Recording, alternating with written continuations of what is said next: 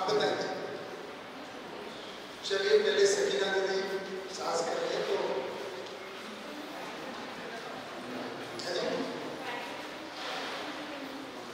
हाँ, जो सुबह समझ में आया उसको थोड़ा एक बार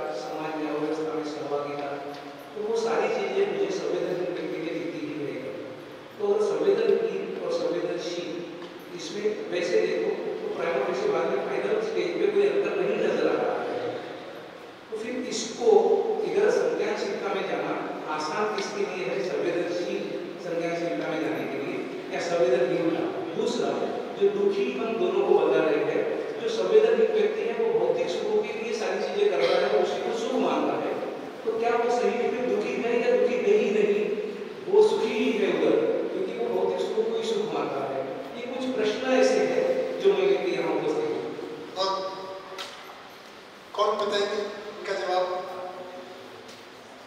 जो भैया ने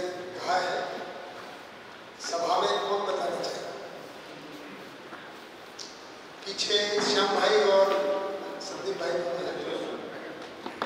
पहले श्याम भाई बताते। क्वेश्चन है, एक तो संवेदनहीन भी दुखी है, संवेदनशील भी दुखी है, दोनों में क्या फर्क है? पर सुख की ओर कौन सा पहले बढ़ेगा? और या वो संवेदनहीन तो सुविधा को ही सुख मानता है, तो वैसे तो दोनों ही सुविधा को सुख मानता है, तो दुखी है कि नहीं? भ्रमित अवस्था में हमको सुख की परिभाषा ही बतानी होती है, इसलिए हम लोग भौतिकवाद में जो साधन है और इंद्रिय तृप्ति के लिए जो करते हैं उसी को सुख समझते हैं, और वो होने के बाद में दूसरों को भी जिंदा रहने के लिए हम लोग जो सहयोग करते हैं वो साधनों का ही सहयोग करते हैं, जबकि वो समझ अपनी विकसित नहीं हुई है, हमें पता ही नहीं है सुख क्या है। इसीलिए अपने को अध्ययन की आवश्यकता है कि सुख क्या है, और जब वो पहले पता लगेगा तो बाद में उसके अध्ययन की परिभाषा। बहुत बढ़िया श्याम भाई। संदीप भाई ऐड करना चाहते हैं?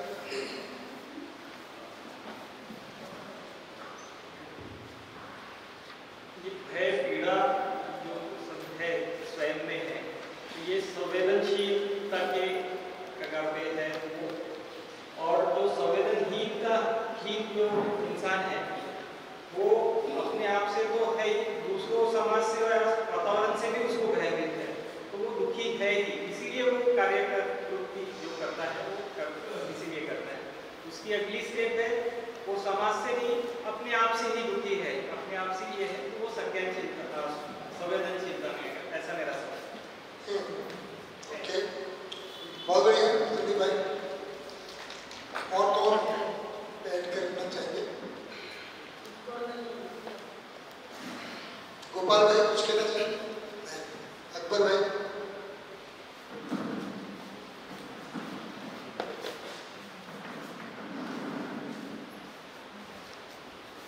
मेरी समझ से अगर जो बोल रहे हैं, जो दूसरा आपका सवाल है कि संवेदनहीन ही अपने आप को सुखी मानता है क्या, तो उसको मूल्यांकन इवैल्यूएशन करने का जो क्राइटेरिया है वो अभी आपने लिखा है बोर्ड पर, तो अगर वो स्वनिरीक्षण निरीक्षण करे तो उसको खुद को समझ में आ जाएगा कि वो दुखी है कि सुखी है। उसका फर्स्ट का तो मुझे नहीं मालूम, बहुत पहले कौन बनेगा करोड़पति, कौन टुकड़े बनेगा, ठीक बात है। शालिनी जी आप कुछ कहना चाहिए? अच्छा, और कोई? ठीक, देखिए कमल भाई, ये मानने वाली जो मैं थोड़ा सा कहता हूँ पागल मानते हैं, ये पागल खाने तो खुले हुए ना, पर क्या कोई पागल अपने को पागल मानता है? क्या लगता है? दुनिया में कोई भी पागल ये मानेगा कि मैं पागल हूं? बस, तो मानने का तो देखिए, मानने से क्या हो जाता है, मान्यता के बस कुछ भी माने रह सकते हैं ना, तो मान्यता तो मान्यता है, उसका क्राइटेरिया होना चाहिए। मैं चिट्टू भाई पिंटू भाई की कहानी सुनाता हूँ मानने के ऊपर, तो सुना दूँ अभी आपको? मानने से क्या? चलिए बता देता हूँ। मान्यता या मानने से अगर सही नहीं पता है और हम जो कुछ भी माने हुए, चाहे संवेदनहीन है, संवेदनशील होकर जीते हैं, है ना, और पूरी जिंदगी निकाल देते हैं ना भ्रम के अंदर में, तो मेरे ख्याल से सोम भाई ने भी वैसे सुना ही होगी, क्योंकि हम लोगों के बीच में काफी पॉपुलर है। तो अगर रिवाइज हो जाएगी तो चिंटू भाई अपने बिल्डिंग पे जो कि 10 फ्लोर की, एक दिन कसरत है ना, उधर छोटा सा उन्होंने जिम बनाया हुआ था, और है ना वो सब जो भी होता है करते थे, तभी पिंटू भाई दौड़े दौड़े आए उनके पास हाफते हुए, अरे चिंटू भाई बड़ी बुरी खबर है, आपका तो इकलौता बेटा जवान कार एक्सीडेंट में मारा। चिंटू भाई दौड़कर आए, बड़ी दुखद खबर है। अब चिंटू भाई अपना व्यायाम कर रहे थे, जिनमें एक्सरसाइज, लेकिन खबर सुनकर उनसे रहा नहीं, और उनको लगा कि यार अब मेरे जीने का क्या मतलब है, इकलौता जवान बेटा नहीं रहा, तो उन्होंने भी ऊपर से 10वें माले की बिल्डिंग, छत पे ऊपर थे, वहां से नीचे छलांग लगा। थोड़ी देर के बाद अब उनका विचार चलना शुरू हुआ, 10वें फ्लोर से चल रहे ना नीचे, 8th फ्लोर तक आए। तो उनको ध्यान आ जाएगा मेरा तो कोई इकलौता बेटा है नहीं, लेकिन अब तो देर हो चुकी है, अब क्या? थोड़ी देर 6th फ्लोर तक आए, है ना, और नीचे गिरते हुए आए ना 10 ऐसे आप, उनको पता चला मेरे तो शादी भी नहीं हुई। अब जमीन से केवल 2 इंच ऊपर है।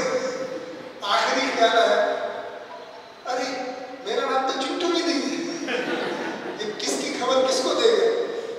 और उसके बाद तो हम क्या होते हैं और क्या मान के जीते हैं, तो देखो हम अपना मूल्यांकन खुद करें।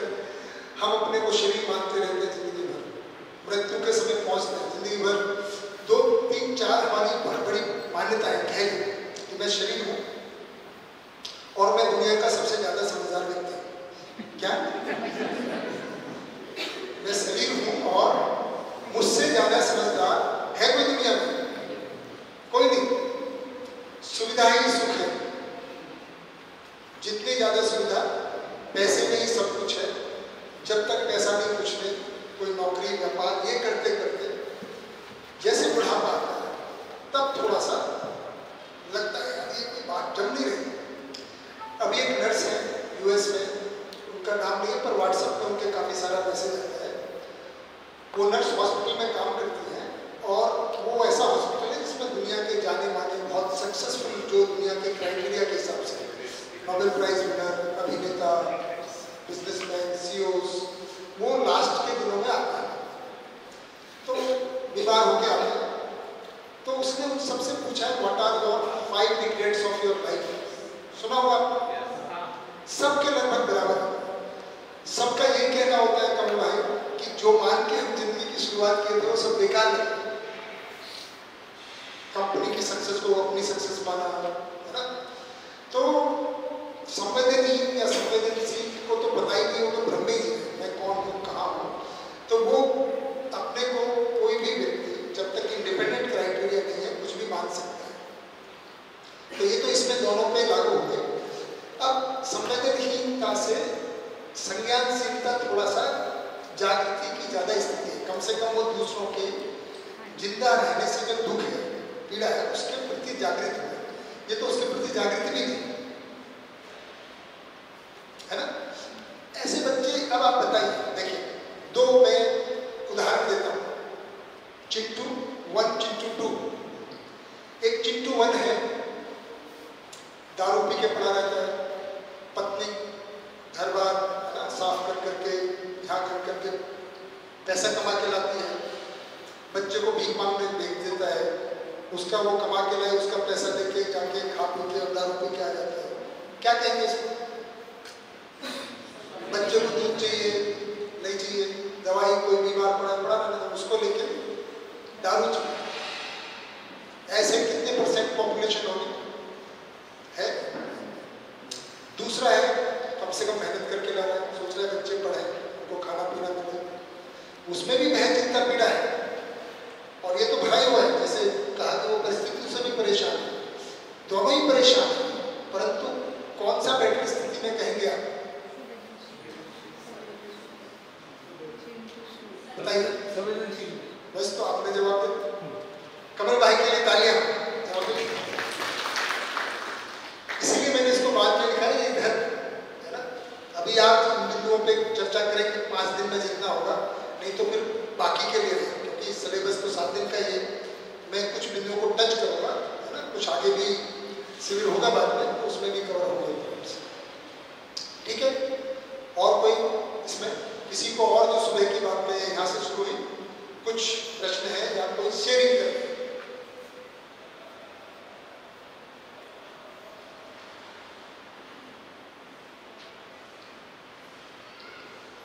गोपाल भाई के पीछे जो भाई बैठे हुए,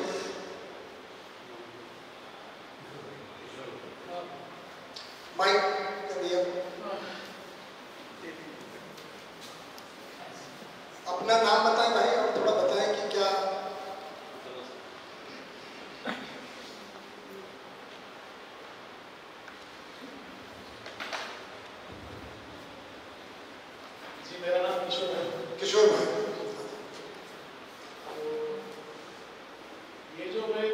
संवेदनहीनता और संवेदनशीलता।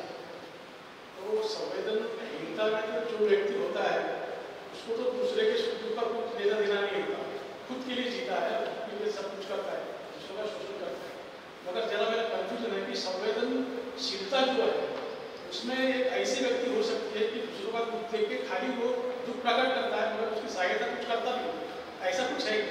आपने जो वहाँ पर लिखा है दूसरों के लिए जिंदा रहने के लिए सहयोग करता है, तो इसमें जरा मैं कंफ्यूज हूँ। मेरा कहना ऐसा है कि जो संवेदनशील है वो इंसान दूसरे का दुख देख के खाली दुख प्रकट करता है, उसकी सहयोगिता करता है। इसके बारे में सोचा। ठीक बात है, दुख तो प्रकट करेगा पर जिंदा है। मैं यहाँ कह रहा हूँ कि वो दुख को तो नहीं मिटा सकता है, सुख तो नहीं ला सकता है, ये सुखी करने में सहयोग नहीं कर पाएगा क्योंकि खुद दुखी है। पर उसके पास जिंदा रहने का सामान है तो भूखे को रोटी खिला सकता है, ठंड में कंबल बांट सकता है, पानी के लिए प्याऊ लगा सकता है, सुविधाओं का इंतजाम कर सकता है, पर दुखी है क्योंकि सुखी होने का एक ही तरीका है, वो भी आया नहीं है ना। और जो संज्ञानशील होगा उसमें संवेदनशीलता तो आई रहेगी, है ना, पर वो संवेदनशील नहीं रहेगा, है ना। ठीक है किशोर भाई, किसी को और शेयर करना?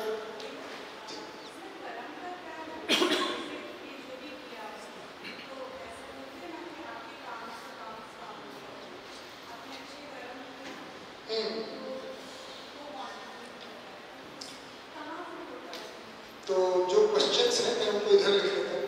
तो कर्म फल का क्या सिद्धांत है, ये आप कह रहे हैं, है ना। वैसे आपकी जानकारी के लिए मानव व्यवहार दर्शन का 5वां चैप्टर कर्म और फल है। मतलब अगर डिटेल में अध्ययन करना है तो इसके ऊपर ही एक चैप्टर है ना, 5वां ही है, सृष्टि दर्शन के बाद मानव सहज प्रयोजन और चक्र। तो देखिए कॉन्टेक्स्ट आएगा तब इस पर बात करें। आगे बढ़े जी भैया, एक मिनट। कौन बोल रहे हैं? जी मैं राजेश बोल रहा हूँ। राजेश भाई जी भैया, आपने सुबह भौतिकवाद, आदर्शवाद और मध्यस्थ दर्शन इसके संबंध में कुछ कंपेरिजन किया जी, समझा है। हाँ जी। तो एक सवाल मन में आया है जी कि आदर्शवादी भी दौर बार कहते हैं कि हमें ईश्वर की अनुभूति हो रही है, हो गई है जी, शायद आप उसे भ्रम की स्थिति बोलोगे। साइंस कहता है कि व्यापक की अनुभूति होना एक मानसिक रोग है। तो साइंस से समझ आदर्शवाद वाले बोलते हैं कि राम राम बोलोगे तो मोक्ष मिल जाएगा। आप बोलते हैं कि वो गलत है, ये करना चाहिए। और साइंस बोलता है कि ये दोनों स्थितियाँ मानसिक रोग की स्थिति क्या।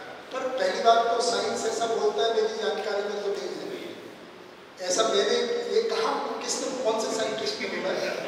नहीं सर देखिए सर, आप अगर इस तरह से साइंस नाम पूछोगे। हाँ भाई, जैसे न्यूटन ने ग्रेविटेशन बताया उस टाइम में E = mc² या रिलेटिव थ्योरी थी। कौन सी रिसर्च, मतलब मैं जानना चाहूँगा, मैं इस शोध में लगा हुआ हूँ तो मैं ऐसा गलत नहीं बता रहा, पर मेरी रुचि है कि कोई किताब में कहीं पे कि व्यापक की अनुभूति इस तरह से जो भी आदमी को एहसास होता है कि मुझे भूत लग गया, हाँ? या मुझे भगवान दिख गया, या कोई भी ऐसा जो चीज़ दिखाई जाता है, तो एक मानसिक अवसाद की स्थिति है, मानसिक रोग की स्थिति है। तो ऐसा पूरे साइंस ने मान्य किया है। अगर आप बोलोगे तो 1-2 दिन बाद मैं उसका वो साइंटिस्ट का नाम भी लाऊंगा, लेकिन आपको भी ये पता है शायद कि आप भी IIT हुए हैं, तो जब भी कभी आदमी ऐसा कुछ बर्ताव करता है कि मुझे भगवान मिल गया, मुझे मोक्ष मिल गया, मुझे परमानंद मिल गया, मुझे भूत दिख गया, हाँ, तो ऐसी स्थिति जो भी आती है, तो इसके बारे में साइंस यही कहता है कि ऐसा नहीं है, ये लोचा है, ऐसा बोला जाता है। ये तो साइंस में है, बहुत अच्छी तरह से मान्य है। तो मैं इसको थोड़ा सा जो आप कह रहे हैं उस बात को और करूँ तो जो आप कह रहे हो उसमें फर्क है। राम दिख गया, किसी का साक्षात्कार या कोई ऐसा हो जाता नहीं भैया, आपने सदैव बोला था कि व्यापक की अनुभूति। हाँ, इसी शब्द का अर्थ ईश्वर भी है, इसी शब्द का अर्थ परमात्मा भी है, इसी शब्द का अर्थ और जो भी कुछ मोक्ष कहते होंगे या कोई भी होगा। तो ये व्यापक की अनुभूति है। मैंने इसलिए शब्द कहा कि शायद ऐसा का ऐसा शब्द किसी साइंटिस्ट ने लेकिन ईश्वर दिखना, साक्षात्कार होना, भूत लग जाना, कोई अलग स्थिति आ जाना, कोई बहुत शरीर में शक्ति आ जाना, तो ये सब अंधश्रद्धा मानी जाती है और साइंस इसको प्रूव कर चुका है और इसको दुरुस्त करने के दवाइयाँ भी उनके पास है और बहुत रोगी दुरुस्त होते हुए मैंने देखी चुकी है। ठीक बात है। तो किशोर भाई दो स्थिति बनती है। राजेश भाई, किशोर भाई, तो पहले तो स्वाभाविक पूछा जाए, क्या लगता है कौन की बात पे थोड़ा सा रेस्पॉन्स दे पाएंगे? सभा में इसका क्या जवाब है? भैया को थोड़ा माइक दीजिए। भैया नाम बताएं, नाम बताएं।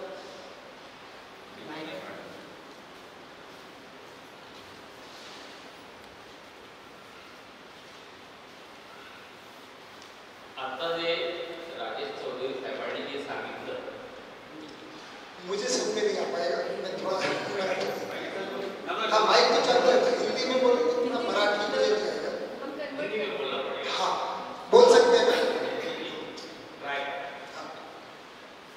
अभी जो राजेश भाई ने बताया है, तो ईश्वर के बारे में जो बोला है और आपने जो ईश्वर के बारे में बोला है, तो दोनों में फर्क है। उन्होंने बोला वो रहस्य जो है, रहस्य में जो बोलते हैं, इसलिए वो शायद बोलते हैं रहस्य भंडार है, ये तर्क में आता है और रहस्य तर्क में नहीं आता। आप जो बोल रहे हैं वो ईश्वर अलग है, व्यापक। सर जो बोल रहे हैं वो व्यापक जो है वो रहस्य नहीं है, वास्तव में है। दो ही चीजें अस्तित्व में, ये सर बोल रहे हैं, इतना ही उसमें दो में आता है। बहुत बढ़िया। क्या नाम है आपके? के बारे में बोल रहे हैं, ईश्वर के बारे में, और आप जो बोल रहे हैं व्यापक के बारे में जो है उसके बारे में, आप उसका नाम ईश्वर दिया है, इसलिए वो ईश्वरी पकड़ के बोल रहे हैं। वो शब्द को लेकर जी दोनों भैया, क्या नाम है आपका? जितेंद्र। तो दोनों के ईश्वर में फर्क है, ठीक है ना? और अगर ऐसा है तो हम तो ये कह रहे हैं उसका क्राइटेरिया देंगे। स्वयं में भय, चिंता, पीड़ा, आवेश से मुक्त होना सही है कि गलत है? चाहते कि नहीं चाहते? राजेश भाई चाहते हैं? आवेश, चिंता, भय तो नहीं चाहते? प्रकृति में संतुलन चाहते हैं कि नहीं चाहते? अगर ऐसे सत्यानुभूति जो हम कह रहे हैं उससे व्यक्ति ऐसा हो जाता है, स्वयं में विश्वास के साथ, संबंधों में मधुरता, लड़ाई झगड़ा दुनिया से खत्म हो जाए, करप्शन खत्म हो जाए, ऐसा उद्धार करता है, तो इसको क्या पागलपन कहेंगे या सही कहेंगे? क्या लगता है? सही। ठीक है राजेश भाई, तो जो आप बात कर रहे हो ना, कोई अगर कहे कि मुझे तो देवी के दर्शन हो गए और नाचने लग जाए और दूसरों को भी नचा दे, हम उसकी बात नहीं कर रहे, है ना?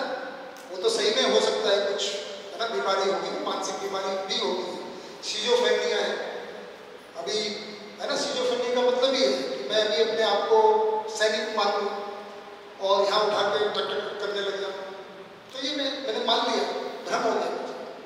अभी थोड़ी देर में मैं अपने आप को डॉक्टर मान लूँ और जाके आपको ऑपरेशन करूँ, ऐसा तो भयंकर है। हम उसकी बात नहीं कर रहे, हम तो कह रहे हैं जो व्यक्ति सत्यानुभूत में आ जाएगा वो स्वयं में चिंता, भय, पीड़ा, आवेश, काम, क्रोध, मद, बात से मुक्त हो जाएगा। ऐसा होना चाहिए कि नहीं होना चाहिए? हाँ चाहिए। तो क्या गलती अगर ऐसे सत्य में अनुभूत हो, कैसा हो जाए? समाज में भागीदारी करें, करप्शन नहीं करें, है ना, अभाव ना हो, व्यवस्था में भागीदारी ना करें, भ्रष्टाचार ना करें, दुराचार ना करें, युद्ध ना करें, ये तो हम चाहते हैं सुख शांति रहे, अमन चैन रहे दुनिया में। क्या राजेश भाई? सर लेकिन ये तो सभी चाहते हैं। हाँ वही हम सभी को, हिंदू भी चाहते हैं, इस्लाम भी चाहते हैं, उसी के लिए उन्होंने ये दर्शन अपना अपना लाया है। हाँ, तो ऐसी बहुत सारे आदर्शवादी के सभा में मैं बैठा हूँ और वहाँ के महाराज आप जैसे जो खड़े थे उन्होंने कहा कि देखिए राम राम कहेंगे तो आपको मोक्ष मिलेगा कि नहीं मिलेगा?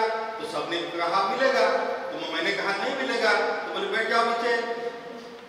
इसी तरह से होता है ना, किसी भी आदर्शवादी के एक आधे महाराज का जब ये चलता है, हाँ, कि इस्कॉन मंदिर है, वहाँ भी कुछ चलते हैं, बड़े बड़े IIT वाले लोग हैं वहाँ पर उनका भी दर्शन है, वो भी बड़े बड़े लोग हैं, तो वो भी कहते हैं कि देखिए हरे राम हरे कृष्ण ये कहिए आपको मोक्ष मिल जाएगा। तो मैं खड़ा हो जाता हूँ ऐसे, सबको पूछते हैं आपको मंजूर है? सबको मंजूर होता है, क्योंकि ऐसी जो भी सभा होती है तो ऐसे सभा में सब लोग नहीं बोल पाते हैं। ठीक बात। तो आपने परिचय कर लिया राजेश भाई, परिचय से हो गया आपका? जी जी तब तो ये सवाल मैं पूछा ही होगा। जी जी पूछा था, बहुत सारे सवाल तो जवाब मिल गया? नहीं, जवाब नहीं मिला। और बात उन्होंने ऐसा भी कहा कि अगले शिविर में आएंगे तो मिल जाएगा। और मेरे ऊपर छोड़ दिया। सर भैया जी, मैंने उनको कहा था कि ये आत्मा के बारे में बोलिए, तो बोले आत्मा के बारे में पांचवें दिन कुछ हुआ ही नहीं। अच्छा, ऐसा विषय ही नहीं मिला। आप तो भैया चलिए मैं बड़ी होशियारी से वो विषय उन्होंने वो इतने होशियार है विषय पढ़ाने में। तो उन्होंने कहा आधार, हमने कहा आधार के बारे में चर्चा कीजिए, पूरी छठ पे नहीं होगा। अब क्या करेंगे, इतने लोगों में अगर मैं बोलने लग जाऊँ, झगड़ा करने लग जाऊँ, तो ये भी ठीक बात नहीं होगी। लोग क्या बोलेंगे कि सर आ गया, तुम कैसे बात कर रहे हो? सही बात। हाँ। अब भैया ये दूसरा एक सवाल है, आप शायद यवतमाल में पहली या दूसरी बार आएंगे। दूसरी बार आप मेरा आपसे रिक्वेस्ट है कि मैं तो यवतमाल जिले का रहवासी हूँ, आप यहाँ आके भी आपका अपमान करना ऐसा मेरा कोई ये नहीं है। आप कृपया बुरा न माने, ये मेरे मन के जेन्युइन सवाल है, इसलिए मैं बिल्कुल सही बात है। सवाल ही एक सवाल मेरे मन में बहुत दिनों से आया है कि ये अभी जो आपने बताया इस दौरान भी आया था कि जो लोग 10-12 सालों से मध्यस्थ दर्शन कट्टर है, जैसे हिंदू वाले बोल रहे हैं कि पूरी इंडिया को हिंदू बना देंगे, तो वैसे ये मध्यस्थ दर्शन वाले वो भी अभी झगड़ा कर रहे हैं। आज तक 2 आतंकवादी की, एक तीसरा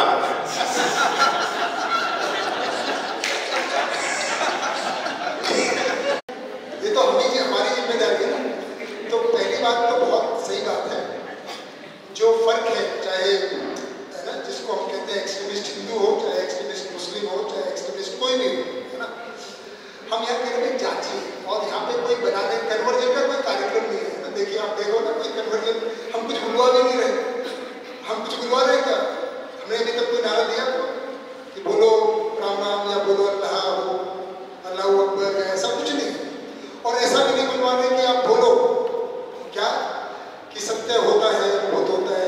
हम बोल रहे देखो ये वास्तविकता है ना, इसका नाम हम देंगे, कुछ तो नाम देना पड़ेगा। लेकिन इनडायरेक्टली भैया जी माफ करना मुझे, आपने जो आदर्शवाद के बारे में बताया कि आदर्शवाद में बाकी कुछ मिलता है। हाँ, तो वो भी उनको ये लग सकता है कि यार हम तो इतने सालों से हैं, बड़े बड़े इस्कॉन मंदिर हैं, बड़े बड़े 80% जनता उसी में लगे हैं, देखो प्रमाण नहीं है हमारा, मैं बोल सकते। मैं एक प्रक्रिया बताता हूँ आपको। मैंने सुबह आप आए थे तो मैंने केवल 3 बातों को अजम्पशन किया था, है ना, बाकी पे हम चर्चा करेंगे। पहला जब सत्ता की अस्तित्व है ना राजेश भाई, आपने सुबह ये लिखा हुआ है ना, और मैं हूँ जी, मेरा शरीर है मानता हूँ, मैं आत्मा नहीं मानता। तो जो भी माने मैं हूँ, ये तो आप मानते हैं ना, आप जो भी अभी आप क्या है, मानव है ना। हाँ बस, तो मानव का अध्ययन हो सकता है, जो चीज है उसका अध्ययन हो सकता है।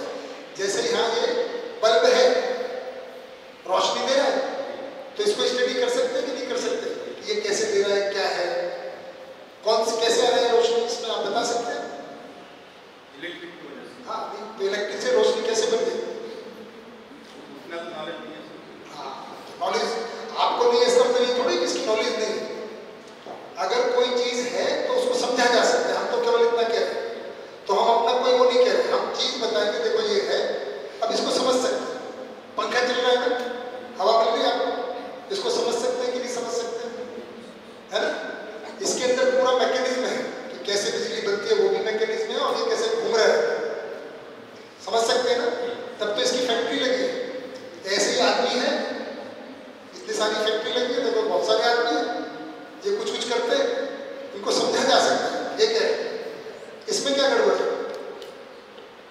वही तो मैं बोला था कि 10-12 सालों से जो मध्यस्थ दर्शन में लगे हुए हैं, जो मेरे दोस्त हैं, उनके साथ जब मैं बात करता हूँ तो ऐसी बात आ जाती है कि वो भी मेरे साथ, मैं जैसा झगड़ा करता हूँ वो भी करने लग जाता है। हाँ, मेरी तो अपेक्षा ऐसी है कि आप 10-12 सालों से मध्यस्थ दर्शन में लगे हो, अरे शांत हो जाओ, हो जाएगा। देखो शांत नहीं, मेरा ठीक है, मैं नहीं हूँ मध्यस्थ दर्शन में। सबसे बड़ी बात यह है कि क्या मैं शांत हूँ। देखो दूसरों को तो शांत करना थोड़ा मुश्किल काम है, हमारा यहाँ पे प्रस्ताव है कि खुद को शांत करने में लगे। हो सकता है उनको 10-12 साल लगे, आप 5 साल में हो जाए, आप तो हो सकते हैं, नहीं हो सकता है? हो सकता है। हाँ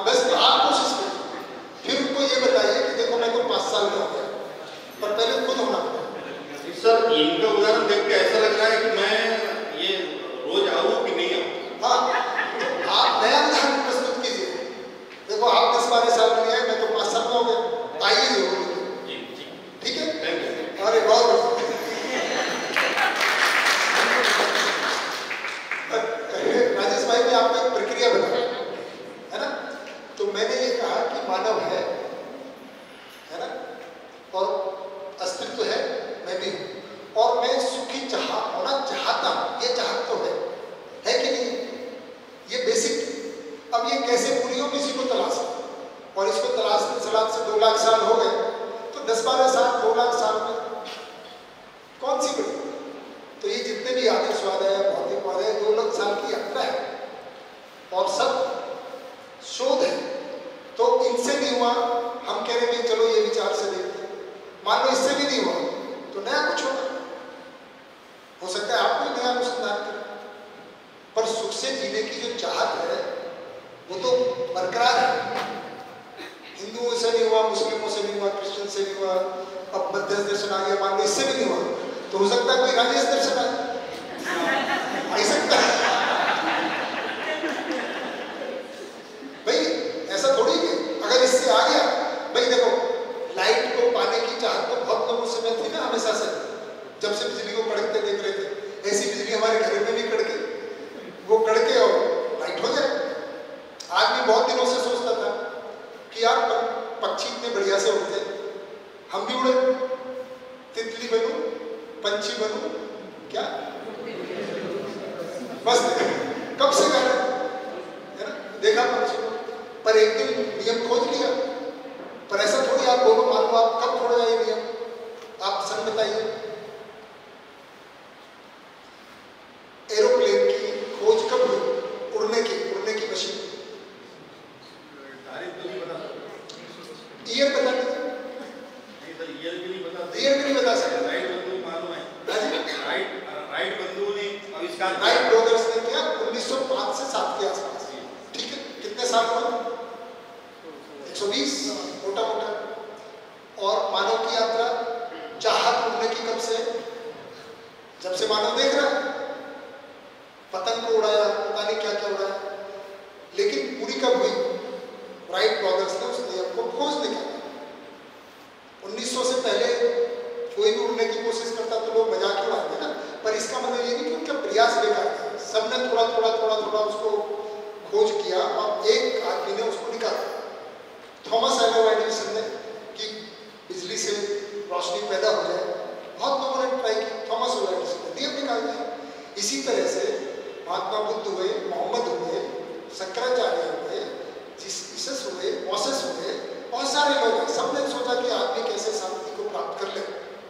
हम सोचते हैं नागराज जी ने वो फॉर्मूला बता दिया, मान लो नहीं हुआ तो आप निकाल, पर ये खोज तो जारी रहेगी, या तो आदमी सुखी होकर रहेगा वरना मर के रहेगा, खोज करता रहेगा वरना खोज करता रहेगा।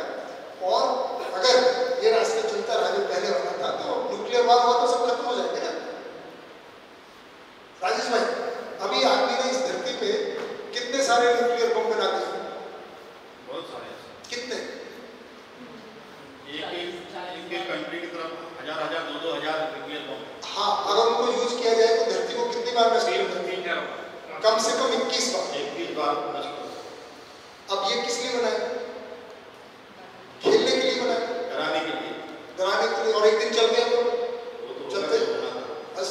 तो या तो आदमी सुखी हो जाएगा, नहीं तो शोध करता रहेगा, और शोध करते करते अगर फॉर्मूला नहीं निकला तो एक सवाल ऐसा भी आता है सर, कि इस तरह से अनेक दर्शन लेते लेते बहुत सारे लोग आ रहे हैं पिछले 2000 सालों से। हाँ, और इन्होंने क्या करा कि मंदिर मस्जिद झगड़ा, जान मार, नुकसान, काट मार लगा दिया। हाँ, पॉलिटिक्स चालू है, लूटमार चालू है, और एक मध्यस्थ दर्शन आ गए। तो इसके बजाय साइंस के इसमें क्यों न जाए? साइंस तो सीधा बोलता है कि कोई आत्मा नहीं होता, शरीर है, शरीर उसके पीछे जा। हाँ, तो साइंस के चलके तो भौतिकवाद आ गया ना, वो कुछ मानता ही नहीं है। इसका मतलब ये थोड़ी कि सब जान लिया, भाई साइंस तो 1500 में भी था। साइंस भी ऐसा नहीं बोलता कि हमने सब जान लिया, जैसा आप बोल रहे हैं कि और कोई दर्शन आएगा, वैसा वो भी बोल रहे हैं कि हम भी सुपरसोनिक विमान बनाएंगे। ठीक बात है, तो बनता रहेगा, क्या दिक्कत है। मैंने तो बताया ना, जागृति की यात्रा है, साइंस भी सब नहीं जाना, तो हम भी कह रहे हैं। अभी हमको लगता है मामला पूरा हो गया। मध्यस्थ दर्शन के भी कुछ नियम है, बिल्कुल मांसाहार नहीं करना है, मांसाहार नहीं करना है। तो ये जो हम तो मांसाहार करते हैं, तो जो शाकाहारी है वो हमारा तो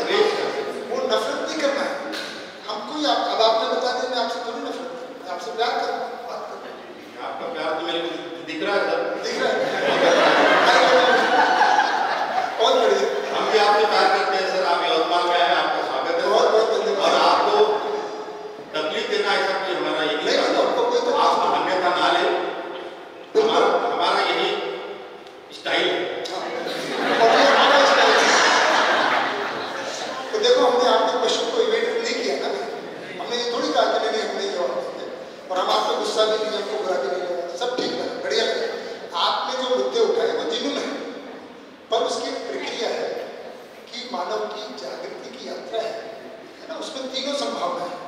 हर समय ये संभावनाएं बनी रहती है, क्योंकि जो सुखी होने की चाहत है, शांति से जीने की चाहत है, वो तो बरकरार है। वो कब पूरी होगी, है ना, मध्यस्थ दर्शन के द्वारा एक संभावना जगी, जिससे कम से कम बहुत सारे जो झगड़े हैं ना, हिंदू मुस्लिम, राष्ट्र, भाषा, धर्म, जाति, संप्रदाय, ये खत्म हो जाएंगे, ऐसा हमको लगता है ना। अब ये हो सकता है, एक संभावना है कि नहीं झगड़े खत्म शुरू हो जाए। अब मान लीजिए नहीं झगड़े शुरू हो गए तो कोई नया दर्शन आएगा ही। मैं तो ये कह ही रहा हूँ, और मैं नहीं कह रहा हूँ, भाई साहब न्यायवादी भी कहते रहे, हमारे गुरु जी ये कह के गए, अगर इससे नहीं हुआ पूरा पड़ा तो कोई नया दर्शन आएगा। वो खुद कहते गए, बल्कि वो तो ये भी कहते गए, अगर उन्होंने तो बड़ी कड़ी बात कही कि ये जो पुस्तकों के नाम मैंने गिनाई ना, अगर इनसे कोई आदमी जागृत समझदार नहीं हुआ राजेश भाई, तो ये बच्चों की पॉटी पहुंचने के काम आएंगे। कोई आदमी ऐसा कह सकता है अपने ही दर्शन को, वो ऐसा कह रहे हैं भाई, अगर इससे कोई प्रमाणित नहीं हुआ, जागृत नहीं हुआ, तो ये बेकार है, नया अनुसंधान होगा। इतना ओपन माइंडेड है ना, तो पट्टा बिल्कुल नहीं। कैसी बात है राजेश भाई? इतना ओपन माइंडेड होने के बावजूद भी शिक्षागण क्यों कट्टर हो रहे हैं? अरे कोई बात नहीं, शिष्य भी समझेंगे, समझ जाए। आपके भक्त जो है ना, हमारे कोई भक्त नहीं, आपको मतलब है मध्यस्थ दर्शन के जो भक्त है वो भक्त नहीं, तो वो ऐसा लग रहा है कि इसके सिवा दूसरा कुछ नहीं देखते। अब तो बिल्कुल जरूरी है कि आप समझदार होकर उनको समझें। मैंने एक यहाँ यही बैठे हैं मेरे भाई, उनका अभी 2 दिन पहले मजाक किया था कि भैया वहाँ पे खाना खाने का जो प्रोग्राम है, तो मेरे तरफ से एक चीज मैं वहाँ रखना चाहता हूँ। तो बोले क्या है? तो बोला बॉइल अंडा रहेगा। बोले नहीं, ऐसा नहीं कर सकते आप। तो बोला आवाज कहीं पड़ा रही है, आपको जो समझाना है समझेंगे, जो खाना है वो खाएगा, नहीं खाएगा नहीं खाएगा, लेकिन आप तो ऐसा करेंगे कि मध्यस्थ दर्शन हमारा है, खुद बता देंगे। तो ये वही बात बोली। तो इसलिए मुझे लगता है कि ये मुद्दा थोड़ा अलग हो गया। जो व्यक्ति प्रोग्राम करता है, देखो आप शादी करोगे अपने बच्चे की, तो खाना तो आप ही तय करोगे ना, पड़ोसी थोड़ी रख देगा कि ये वहाँ पे प्यार से नहीं मना किया जाता। अरे नहीं, प्यार से आपके ही कुटुंब का सदस्य बन गया वो, और मैं भी कहना चाहता हूँ मेरी कोई भागीदारी रही। हाँ है, सही बात है, पर देखिए मुझे ऐसा लगता है कि प्रोटीन युक्त खाना तो मिलना चाहिए। पर अगर तो दाल में प्रोटीन है, बहुत प्रोटीन है, कुछ ऐसा प्रोटीन है जो अंडे में है, वो दाल में नहीं है। इनकी बात सुन के ही वो मूंग की दाल हाँ मूंग की दाल प्रोटीन हो जाए। लेकिन ऐसा क्या अंडा है कि भाई हमारा अंडा नहीं लेते हो, तुम्हारी तो दाल ही लेते हो, हमारा भी कभी ले लेते जाइए। अपनी समझ ही हमको बढ़ाना है। हाँ काफी बढ़िया हो गया राजेश। मुझे लगता है आपने एक तो समझ को बढ़ाने के लिए हमारे को सपोर्टिव है। बस 5 दिन में हमको ये करना है, 7 दिन का कंटेंट, और अगर हम ऐसी चर्चा पे जाएंगे तो शायद वो नहीं कर पाएंगे। कोई बात नहीं, थोड़ा तो भाई का ध्यान देखो, ऐसे ही इसीलिए कह रहे हैं, थोड़ा उनकी बात का भी कंसर्न हो गए ना भैया, काफी कंसर्न एड्रेस हो गए, बहुत बढ़िया। तो इससे एक निष्कर्ष जरूर निकलता है कि आपको अपने समझने की जिम्मेदारी ज्यादा लगती है, ताकि आप अपने भाई लोगों को थोड़ा और जल्दी समझने में सहयोग कर पाए, है ना। तो कर्म दर्शन का दूसरा चैप्टर पढ़िएगा, उसमें वेद नॉन वेद के बारे में थोड़ा डिटेल में लिखा हुआ है, समाधानात्मक भौतिकवाद में बहुत डिटेल में लिखा हुआ है, और मैं भी थोड़ा बहुत चर्चा करूँगा, पर ये नहीं कहूँगा कि क्या खाना चाहिए नहीं खाना चाहिए, पर वो परिचय शिविर की बात है, परिचय शिविर में हो जाती है। बढ़िया, तो आगे बढ़े, बढ़िया। तो मेरे ख्याल से अगला एक कनेक्शन और कर लेते हैं, जो महेश भाई ने, है ना, मंच जाने से पहले हमने बात की थी कि विश्वास हम अपने अंदर पैदा कैसे, कमरे में अंधेरा है, लाइट लाई कैसे है ना। तो थॉमस अल्वा एडिसन ने खोज कर दी, खोज हो गई है, तो हम अब उस खोज को कैसे करें, है ना। तो देखिए मैं प्रक्रिया जो भैया ने ध्यान दिलाया उसको बता देता हूँ थोड़ा सा, है ना। मानव जाति जो आगे बढ़ती है ना, वो इस तरह से बढ़ती है, कोई ना कोई खोज होती है, जिसको अनुसंधान कहते हैं। अनुसंधान मतलब जैसे अभी क्योंकि साइंस की बात चल रही है, राइट ब्रदर्स की बात चल रही है, तो उसने एक कॉन्सेप्ट दिया, या थॉमस अल्वा एडिसन ने लैब में बता दिया कि देखो ऐसा हो सकता है। उस अनुसंधान के आधार पर शोध और अध्ययन होता है।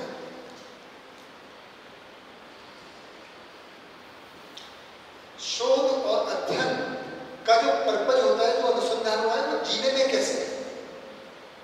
ये तो लैब जैसा हो गया, ये कैसे जीने में आए, जिसको हम आजकल बोलते हैं कि लैब एक्सपेरिमेंट हुआ, उसकी कॉमर्शियल वायबिलिटी क्या है। जब मोबाइल फोन बना तो कुछ ही लोग यूज करते थे, लेकिन उसको अनुसंधान करते रहे, शोध करते रहे, ताकि ये सबको उपलब्ध हो जाए। वो चीज शिक्षा और व्यवस्था में आती है। कोई भी चीज जो आज हम यहाँ पहुंचे हैं 2 लाख साल में, इसी क्रम से पहुंचे, है ना। भाई आज हमको खेती बहुत आसान लगती है, सारे सिस्टम प्रक्रिया सब उपलब्ध है, बीज उपलब्ध है, पर आपको पता है इसको पानी में कितने साल लगे आपको। खेती की शुरुआत कब हुई मानव जाति में? 10-12 हज़ार साल, और हम इस धरती पे कब से? लगभग 2 लाख साल। तो 1,90,000 साल हमको लगे केवल ये पहचानने में भी कौन कौन सा अन्न को कैसे उगाया जा सकता है, स्टोर किया जा सकता है, खाया जा सकता है, समय लगा। तो उसके बाद भी शोध अध्ययन, अभी भी कितने कृषि विश्वविद्यालय हैं, सब लोग खोज कर ही रहे कैसे उन्नत की फसल उगा ली जाए, है ना, कैसे जैसे प्रोटीन युक्त आहार, चावल से भी कैसे प्रोटीन निकाल लिया जाए, ये सब खोज चल रही है। तो ये शिक्षा व्यवस्था में जाता है ना। कुछ और कमी रहती है ना, तो उसकी समीक्षा भी होती रहती है साथ साथ, कि जो मानव चाहता है वो पूरा हुआ कि नहीं हुआ, और उसको पूरा करने के लिए फिर कोई अनुसंधान होता है। ये चक्र चलता है, फिर अगली स्थिति में पहुंच जाता है। तो ये जब तक अखंड समाज जिसको हम कह रहे हैं, जो हमारी सबकी कामना है स्वर्ग जैसे हो जाए, मानव शांति से जिए, तब तक ये चलता रहे। अनेक दर्शन आएंगे, आते रहेंगे, और मजेदार बात यह है कि अगला दर्शन जो भी आता है वह उसके पुरानी कवियों को पुराने सवालों का जवाब देता ही है। आपने साइंस की बात की, राजेश भाई, मैं राजेश भाई की बात को आगे लेके चलूँ, पर ये बात हमारी भी है, मैं करता भी इसको कभी ना कभी, रीति है ना। जब सबसे पहले एटॉमिक थ्योरी किसने दी? जो साइंस पढ़े हुए वो बता सकते हैं, नाम बताएं। वो तो बहुत पुराना होगा, अभी मॉडर्न साइंस में डाल्टन। पर डाल्टन का एटॉमिक थ्योरी और अब जो एटम की थ्योरी है, एक है क्या? बिल्कुल अलग है, 100-200 साल में। पर डाल्टन नहीं देता तो आगे के लोग सोच ही नहीं पाते। डाल्टन ने दिया तो कुछ लोगों ने उसका अध्ययन किया, एजुकेशन में लगे, फिर थॉमसन आ गया, फिर नील बोर आ गया, ऐसे करते करते फिर आइंस्टाइन आ गया। मतलब चल रहा है, अभी भी चल रहा है, एटम को हम समझने में लगे हुए। तो ये मानव जाति में हर चीज है। जैसा मोबाइल 90s में आया था, प्यार वैसा ही है। जैसा नाइट ब्रदर्स ने हवाई जहाज बनाया था, प्यार वैसा ही है। तो ये मानव की यात्रा है, उत्तरोत्तर हम ये काम करते हैं। तो जब तक हम एक स्टेडी स्टेट कंडीशन में नहीं पहुंच जाते, मध्यस्थ उसी को कहते हैं, सम में सबसे मुक्त, कि अब हम ऐसी स्थिति में आ गए, बस उसी को मेंटेन कर रहे हैं, है ना। संतुलन बन गया धरती के चारों अवस्थाओं में, सभी सुख हो गए, शिक्षा ऐसी आ गई कि अब सुखी लोग हो गए, है ना। जितने भी अभी अपराध हो रहे हैं ये सब खत्म हो गए। ऐसी कल्पना तो हम करते ही है ना भाई, और ये कल्पना करते रहेंगे, उसको साकार करने के तरीके अपनाते रहेंगे। ये हमारी यात्रा चलती है। तो ये थोड़ा सा बात चलते रहते हैं। अब हम आते हैं विश्वास को।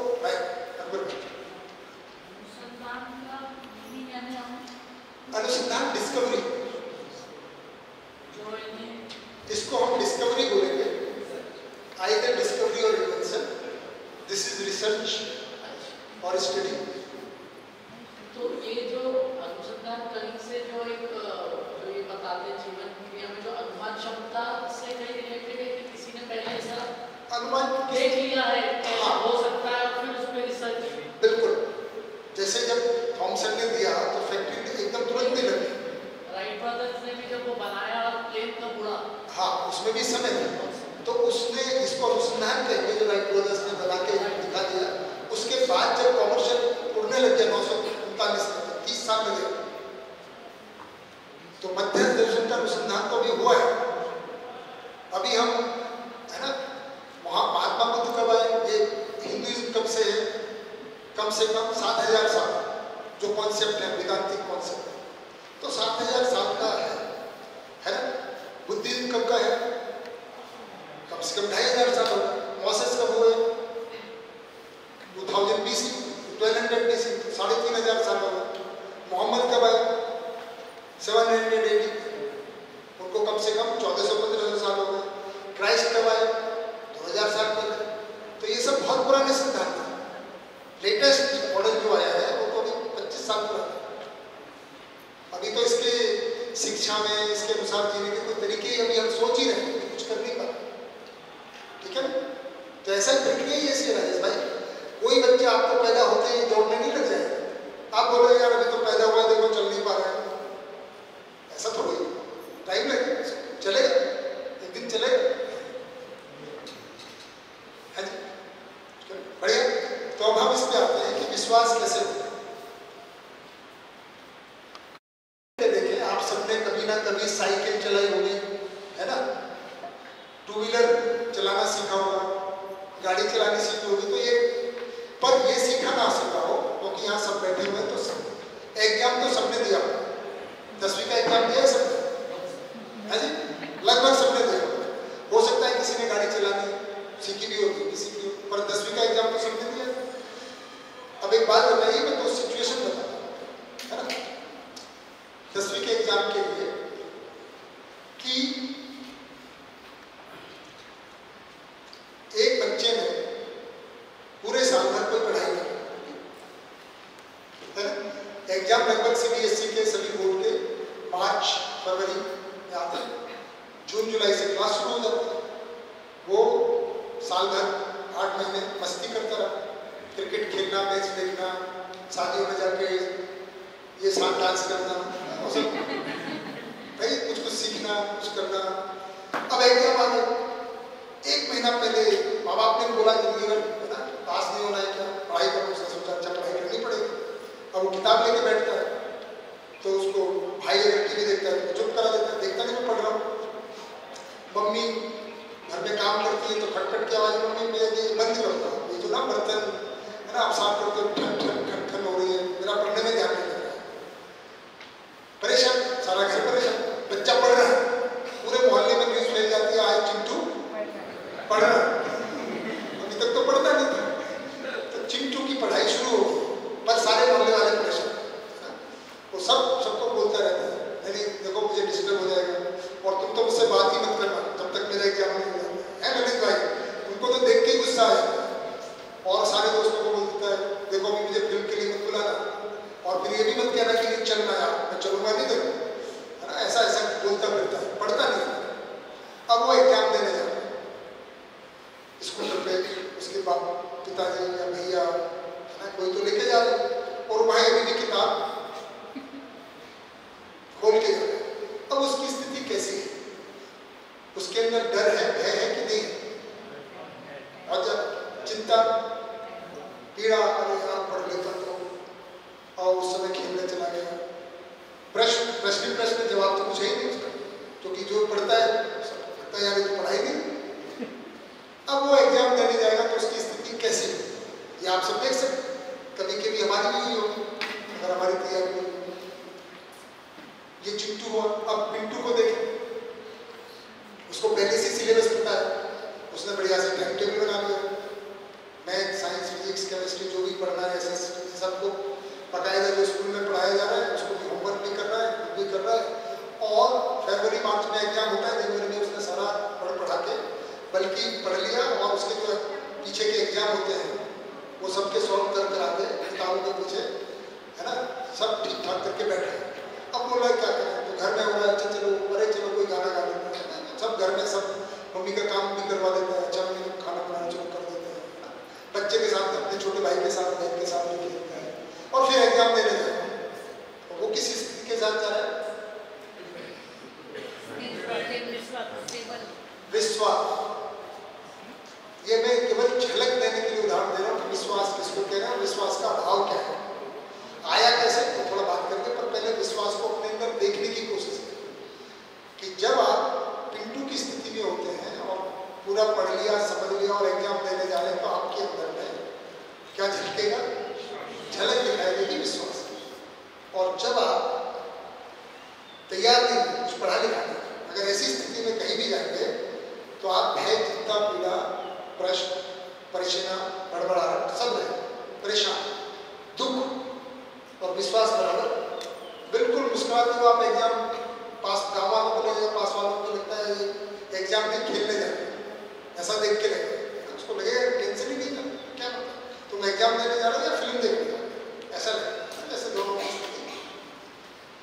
दूसरा उदाहरण ले सकते हैं, जब कार चलाना सीखते हैं और आती नहीं है और हम सड़क पे चले, टू व्हीलर या कार कुछ भी एजुकेट कर सकते, आती नहीं है और चलाने निकल रहे, सीख रहे हैं, कैसा लगता है?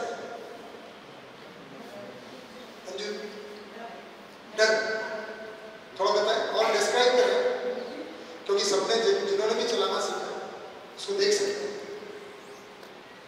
मैंने जब कार चलाना सीखा अभी तक पूरी तरह सीखी नहीं, मुझे कॉन्फिडेंट विश्वास नहीं आया मुझे कि मैं किसी को ठोकूंगी या नहीं, तो सारा समय भय और फुल कंसंट्रेशन से कोशिश करती कि पूरे स्टॉपर ना होकर मैं अच्छे से चलाऊं। और अगर आपके साथ में कोई आपका छोटा भाई बहन या बड़ा बच्चा है वो बात करने लगे तो चुप रहो, मैं कंसंट्रेट नहीं कर पा रही। हाँ, और अगर सामने कोई सड़क पे आ जाए स्कूटर चलाते मैं रुक जाती हूँ, मुझे पर घबराहट तो हो जाती। और हम चलाने जिस दिन निकले उस दिन लगता है कि सारे लोग आज ही निकले हमको परेशान करने के लिए। और अगर मार्केट में गाड़ी पार्क करनी पड़ जाए तो आती हमको नहीं है और परेशान किस पे हो रहे, सारे दुनिया आती हमको नहीं है चलाने और परेशान हम सबको कर देते, सबको गाली भी दे देते हैं लोग, देख के नहीं चलाते, अरे चलाना आपको नहीं आता, फिर हमको चलाने आता बढ़िया से एक्सपर्ट 2 साल बाद जिनको आ गई है, किनको आती है बहुत बढ़िया से चल रहा है। अब कैसे चलाते हैं? कॉन्फिडेंटली चलाती हूँ, वही सामने जा आ भी गया उसके सामने जाके ब्रेक मार। अब ना केवल अपने को बचना आता है, दूसरों को बचाना भी आता है, थोड़ी मार दोगे किसी, आपको ये आश्वस्त है कि आप मार नहीं दोगे, विश्वास, इसलिए बिंदास चलाओ, विश्वास है, उसी का नाम विश्वास, कोई डर नहीं है। और अगर बच्चा बैठा है पास में तो बोलो बेटा आज कुछ बोलने में,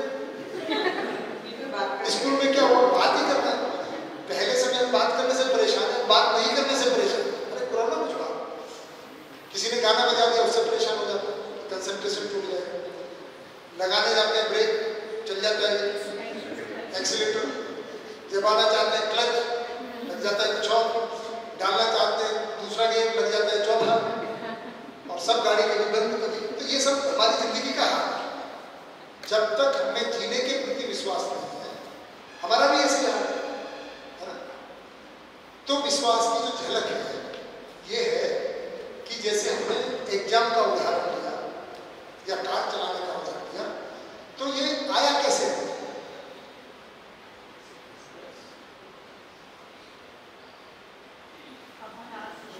इसमें वो आप बोल रहे कि जो जीने के प्रति विश्वास, तो इसमें जिंदा रहने के प्रति भी विश्वास इंक्लूडेड, उसके लिए कुछ अलग से नहीं। जीने में जितना समाया हुआ है, मध्यस्थ दर्शन का एक सूत्र है, गुरु मूल्य में लघु मूल्य समाया है, बड़ी चीज में, मतलब जब कोई कहेंगे आना भाई हमारे घर खाना खिलाएंगे, तो ऐसा थोड़ी कि पानी नहीं देगा नहीं देगा, मैंने तुझे खाने के लिए बोला था, कॉन्ट्रैक्ट में लिख के लाया, या चाय नहीं खिलाएंगे, ऐसा थोड़ी होगा। हाँ, अगर वो कहेंगे भाई हमारे घर आना, हम आपको चाय पिएंगे साथ साथ, फिर आप ये नहीं कह सकते कि आप देखो खाना नहीं खिला दो, मैं उसे तो बुलाए चाय पे, तो चाय में खाना इंक्लूडेड नहीं है, पर खाने में चाय पानी इंक्लूडेड है, तो गुरु मूल्य में लघु मूल्य समाया, तो ब्रह्मानुभूति में बाकी सब अनुभूति आ जाती है, प्रेतानुभूति, राजेश भाई सब आ जाएगा, संवेदनाओं की अनुभूति सब है उसमें। खैर अभी आपकी बात पे आ जाए, और भाई अभी मैं जीने के प्रति बात में पहले विश्वास कह किसको है, उसको झलक, क्योंकि तो देखना अपने में होता है। तो ये मैंने जो उदाहरण लिए केवल एक झलक मिली है, इससे हम सूत्र को पकड़ेंगे, क्योंकि सिद्धांत जो होता है ना वो सब जगह लागू होता है। सिद्धांत की यही ब्यूटी है, लॉ की, नियम की वही ब्यूटी है। जैसे आप एक गुब्बारा भरते हैं और उसकी हवा निकलती है और गुब्बारा दूसरी तरफ चल देता है। अभी नासा ने चंद्रयान भेजा, दोनों का सिद्धांत एक ही, अलग है क्या? न्यूटन का थर्ड लॉ, सिद्धांत तो वही है, वो थोड़ी कॉम्प्लेक्स मैकेनिज्म है, ये थोड़ी सिंपल मैकेनिज्म है। गुब्बारे में हवा भरी, आपने छोड़ दिया, हवा जिधर से निकली उसके, तो सिद्धांत सब एक ही रहते हैं। जीने में सारे सिद्धांत लागू, दोनों साइड लागू, दोनों साइड। सिद्धांत का मतलब है जो यूनिफॉर्मली एप्लीकेबल एवरीवेयर, जो अंत में सिद्ध हो जाए। मेरा वही था कि मतलब अगर बहुत सारे लोग को जैसे कि मुझमें अगर जिंदा रहने के भी प्रति विश्वास आ जाए तो कितने प्रॉब्लम सॉल्व हो जाए? नहीं होगी, क्योंकि जिंदा रहने से आदमी तृप्त नहीं है। देखो जो जिंदा रहने जिनको आ गया, सबसे ज्यादा वही तो पंखे पे लटकते हैं। अब देखो ना, आज जो लोग सुसाइड कर रहे हैं ज्यादातर, उनके पास जिंदा रहने की कोई कमी नहीं, जिंदा रहने के साधन तो बहुत ज्यादा है। तो जीना गुरुमूल्य है। जिंदा रहना भर आने से आदमी तृप्त नहीं होता, वो जानवरों के लिए ठीक है, क्योंकि जानवर उतना ही करते हैं। तो अब ये बताइए, अगर एग्जाम वाला उदाहरण ले लेंगे तो विश्वास तो दिखा, आया कैसे? हमको तो ये सवाल का जवाब देना है, महेश भाई ने पूछा, आया कैसे? उसको दो बातें पता थी कि उसको विश्वास तब आया, जो डायरेक्ट रिलेशन है, कि जब उसने जितने भी क्वेश्चन आने की संभावना है उसका अभ्यास कर लिया, सॉल्व कर लिया, है ना, उससे उसको विश्वास आया कि अब मैं, मेरे सामने कोई भी क्वेश्चन आ जाए मैं सबको सॉल्व कर सकता हूं। अब ये क्वेश्चन कैसे सॉल्व कर पाए? आप अध्ययन पे जाके बात नहीं देंगे, मैं भी थोड़ा बच रहा हूँ, मैं बताऊंगा ये बात, तो मैं बताऊंगा, आप कैसे बताओगे? पर ठीक है, आप पहुंच रहे हैं, पर एक स्टेप करके मैं सोचता हूँ मुझे पानी पीने का मौका मिल जाए, एकदम जवाब दे देते, थोड़ा तो सोचते नहीं, ऐसा थोड़ी होता है एकदम जवाब दे देते, सही जवाब दे। तो उसने, मैं पानी पी लेता हूँ क्योंकि आप तो फटाफट जवाब दे देते। हम लिख देते, फ्लो चार्ट बना लेते।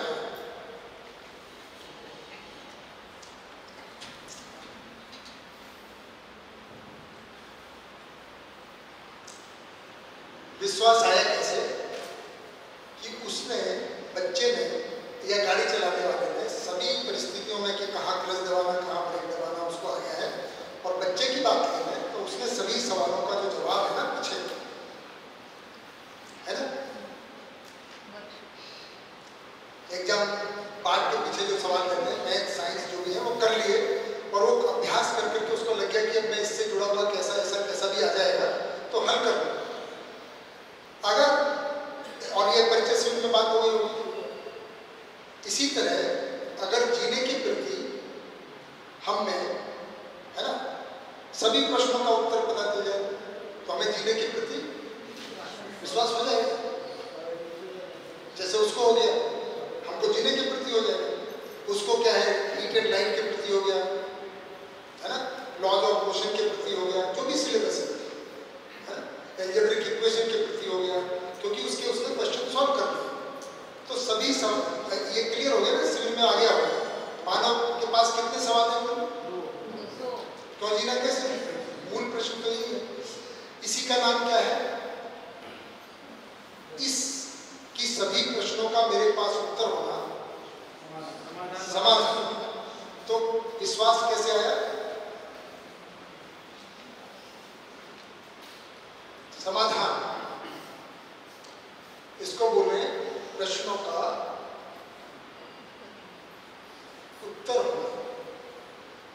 तो अब इस सिद्धांत को जब हम देखेंगे कि आप लाइफ में, जिंदगी में जिस भी स्थिति परिस्थिति में उत्तर के साथ होते हैं, तो मुझे पता है मैं कर सकता हूँ, जी सकता हूँ, वहाँ पे आप समाधान के साथ होते हैं तो विश्वास रहता है, और आप बिना चिंता, बिना बिना बिना बहके होते हैं। जहाँ पे आपको सवाल जवाब नहीं आता, जैसे ऑफिस में आपको काम आता है, can be very good expert, है ना, कंप्यूटर का अगर प्रोग्रामिंग करते हैं तो बहुत बढ़िया हो सकता है। You can be very good mathematics के प्रोफेसर हो सकते हैं, तो वहाँ कर सकते हैं। लेकिन हमारी आदत तब खराब होती है जैसे घर में आते हैं बच्चा हमारा नहीं सुन रहा है। अब हमको ये समझ नहीं आता इसको सुनाई कैसे, सुनता ही नहीं, समझने की तो बात की बात है, वो तो हमारे साथ बैठना भी नहीं चाहता। हम कहते हैं आप बेटा चॉकलेट खाएंगे, नहीं नहीं मम्मी चॉकलेट से दांत खराब हो जाते हैं, आपने तो बताया था। हमारा ज्ञान हमें को पिलाता है पर पास नहीं बैठा,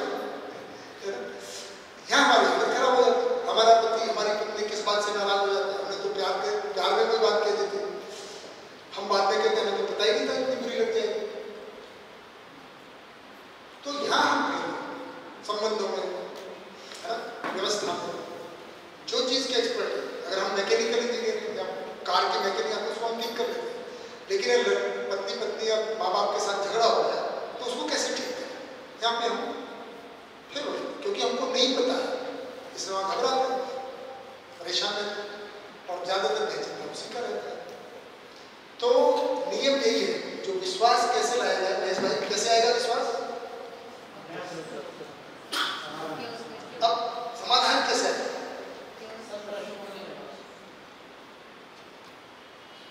अब समाधान कैसे आएगा? प्रश्नों के जवाब तो मिले, पर प्रश्नों के जवाब मिलते कैसे? अध्ययन, समझने से। उर्मिला दीदी नहीं, सरला दीदी में सुमन दीदी नहीं, वो पहुंच गए। तो जब वो बच्चा है ना उस चैप्टर को पढ़ता है, उसमें जो सिद्धांत है उनको समझता है, तब वो सवालों का जवाब दे पाता है। समझे बिना वो सवालों का जवाब नहीं दे पाता। अगर उसने पढ़ा नहीं, सब जानते हैं ना श्याम भाई, बिना पढ़े सवालों का जवाब दे देगा क्या? वो चैप्टर को पढ़ना पड़ेगा, शिल्पा जी चैप्टर को पढ़ना पड़ेगा। अब बहुत सारी दीदी आ गई, अमित भाई बोलेंगे अभी तक आपको नाम याद नहीं, अभी लोग बोल ही नहीं रही, हमें क्या करें, जब बोलेंगे तब नाम बताओगे ना। कार्तिक भाई से पूछना, कार्तिक भाई बिना पढ़े सवाल का जवाब मिल जाएगा? उज्जवल भाई, पंकज भाई, इसको कहते हैं समझना, समझ।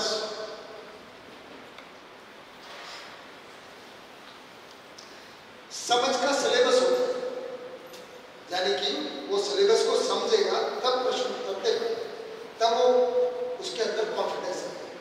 तो समझ का सिलेबस क्या है ना? तो करने वाला क्या काम है, कैसे आएगा विश्वास? संबंधित अध्ययन से।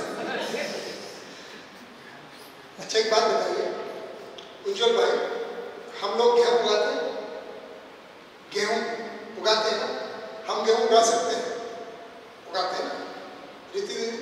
कितने लोगों को लगता है हम गेहूं उगाते हैं?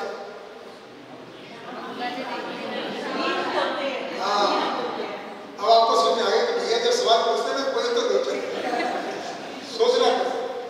तो गेहूं उगाते नहीं है, गेहूं अपने आप उगता है, हम केवल गेहूं के उगने की तैयारी करते हैं, उसके गेहूं के उगने की परिस्थिति का निर्माण करते हैं, गेहूं तो अपने आप उगता है। तो विश्वास हम ला नहीं सकते, विश्वास तो आता है समाधान से, समाधान ला सकते हैं? नहीं ला सकते, समाधान भी अपने आप आता है, हमारा काम केवल समझना है, ये करने वाला काम है, बाकी सब होता है। तो समझ से समाधान, समाधान से विश्वास और विश्वास से सुख।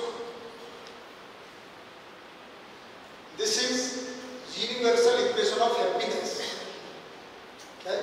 दिस इज, इसको अगर दूसरी तरह से कहें,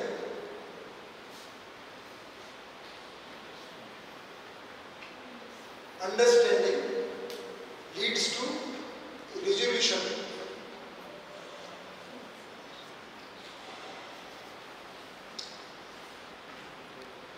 Resolution leads to confidence.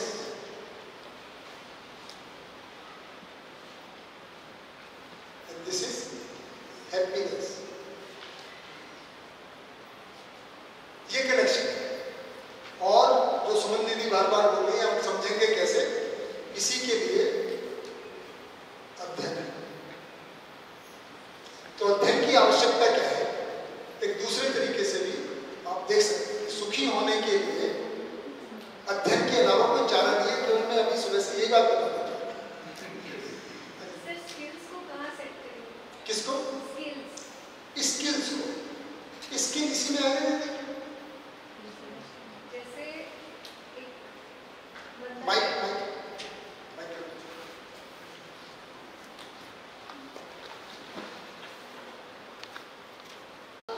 किसी को कोई चीज़ की समझ नहीं जाती है कि इस काम को किस तरीके से करना चाहिए। हाँ जी। बार बार वो चीज़ को इसको इस तरीके से किया जाना चाहिए, ठीक है। फिर भी एक लिमिट आती है आदमी की कि भाई वो अपने लिमिट तक ही अपने दिमाग से उतना ही समझ पाता है जितनी उसकी खुद की स्किल सेट है, ठीक है। अब हम बात करते हैं कि भाई हमको जहाँ समझ में वहाँ गलती नहीं हो, ठीक है। हम समझ रहे हैं, बार बार उनको समझा रहे हैं, फिर भी वो गलती कर रहे हैं।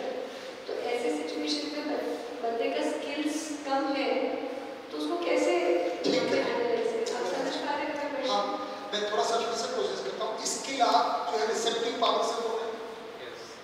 स्किल क्योंकि मैं अलग तरह से भी करते हैं हम लोग। स्किल और अंडरस्टैंडिंग दो भाग में नॉलेज को डिवाइड करते हैं। तो वो वाले स्किल की बात करें आप, जैसे कम्युनिकेशन स्किल है, लिसनिंग स्किल है, एनालिटिकल स्किल है, इनकी बात। तो इनको तो हम ट्रेनिंग के द्वारा ठीक कर सकते हैं। हाँ, पर ट्रेन करने के बाद भी वो सामने वाला समझ नहीं पा रहा है उस चीज़ को, क्योंकि हम ट्रेनिंग ठीक नहीं दे पाते। अच्छा, मतलब इसमें अपना ही वो चीज़ पे एनालिसिस करना हर मानव समझ सकता है। अच्छा, ये फंडामेंटल प्रिंसिपल है। क्योंकि हमारी कोई स्थिति है कि हम एक तो उसको जल्दी से समझाना चाहते हैं, क्योंकि हमारे पास सरकार ने या शासन ने या किसी ने उतना ही समझ दिया है। हो सकता है उस बच्चे की इतनी स्पीड नहीं थी, हो सकता है उस बच्चे की उतनी स्पीड ग्रहण करने की स्पीड नहीं। तो क्योंकि जो परचेसिंग में बात हुई होगी, क्षमता हमें समान होती होगी, योग्यता और पात्रता सबकी अलग अलग होती है। जैसे आप देखते हैं एक ही क्लास में एक टीचर पढ़ाते हैं, है ना, कोई बच्चा उतना ही पढ़ के और अभ्यास करके थोड़े ज़्यादा मार्क्स ले आता है, कम ले आता है। तो वो हम किसी की जो रिसेप्शन पावर है, रिसेप्टिविटी जिसको कहते हैं, एक्सेप्टेंस, वो थोड़ा स्लो है। अब हमारे पास उतना समय नहीं है कि उसके पास थोड़ा ज़्यादा समय है, उसको केवल ज़्यादा समय, ज़्यादा एफर्ट की जरूरत है, इतना हो सकता है। पर समझने की क्षमता सबने है, गति सबकी अलग अलग हो सकती है। हम सभी बच्चों को, सभी मनुष्यों को एक जैसे उसमें रखना चाहते हैं कि हमारे अनुसार हमारे समय में समझ लें, है ना। जैसे बहुत सारे इसमें प्रीवियस कंडीशनिंग का कोई रोल नहीं आता है, क्योंकि आप बचपन से जिस तरीके से बड़े हुए हैं तो आता है, वो कंडीशनिंग भी तो बहुत जरूरी आती है। तो वो भी उसी का पार्ट होगा ना, रिसेप्टिविटी, परिस्थिति, उसमें भी दोनों पर डिपेंड है, जो दे रहा है वो हाँ, दोनों का भी कंडीशन। तो पर मैं ये कह रहा हूँ कि ज़्यादा जिम्मेदारी देने वाले की है, कि लेने वाले की स्थिति का पता लगा, पर वहाँ अपना पेशेंस नहीं रख पाते, नहीं रख पाते, क्योंकि हम कोई मानवीय नियमों से बाध्य हैं। जैसे ज़्यादातर पेरेंट्स की ये मान्यता होती है कि जब हम बच्चे को 5वीं का गणित पढ़ाते हैं, उससे ज़्यादा हो सकता है हमको पढ़ाना नहीं आता, या 6वीं का पढ़ाते हैं, तो हम सोचते हैं कि हम लोग बहुत अच्छे टीचर हैं। और हमको ऐसा लगता है, क्योंकि मुझे भी ऐसे लगता है कि मैं एक बार समझाऊंगा तो ये समझ जाए, और हम बढ़िया माँ बेटा बैठ है ना। ये अगर 1 रुपये में, है ना, 5 बॉल आती है तो 5 रुपये में कितनी है, और हम उसको बताते हैं देखो, या 10 रुपये में अगर 50 बॉल आती है तो 50 रुपये में कितनी है, तो हम उसको यूनिटरी नियम समझाते हैं। और हमको पता है, हमको बहुत अच्छा आता है, हमारे 100% मार्क्स आता है, तो हम भी समझा देंगे, बैठा के समझाते हैं। अब हम दूसरा सवाल देते हैं, उसको नहीं आता है, तो हमको क्या होता है, इरिटेशन, गुस्सा, थोड़ा सा। हमको तो लग रहा था ना कि हम तो बड़े अच्छे टीचर हैं, तो जल्दी से समझाते हैं, नहीं समझा, अब तो समझाएंगे। दूसरी बार भी नहीं आया